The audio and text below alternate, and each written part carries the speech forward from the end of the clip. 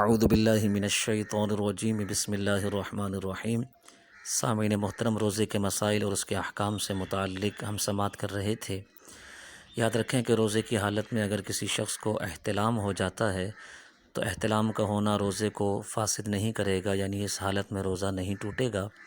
اسی طرح کسی شخص نے اپنی عورت کو یا کسی بھی عورت کو اپنے گلے لگا لیا شہوت سے یا بوس و کنار کیا تو اس سے بھی روزہ فاسد نہیں ہوگا۔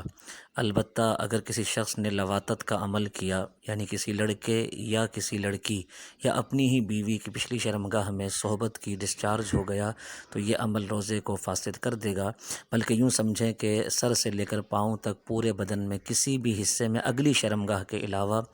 اگر کسی شخص نے جمع کیا، صحبت کی اور ڈسچارج ہو گیا تو یہ عمل روزے کو توڑ دے گا، یعنی اس سے روزہ جو ہے وہ فاسد ہو جائے گا۔ اسی طرح یہ بھی یاد رکھیں کہ اپنے ہاتھ سے اپنے آپ کو ضائع کرنا، یعنی اپنے ہاتھ سے خود انسان ڈسچارج ہو جائے تو جیسے ہی مادہ منویہ خارج ہوگا تو اس سے بھی روزہ فاسد ہو جائے گا۔ لہذا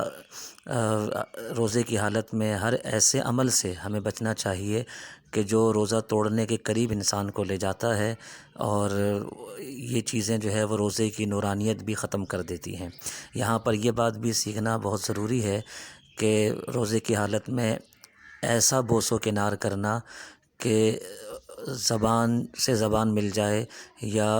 سامنے والے کے ہونٹوں کو اپنے ہونٹوں میں لے لینا،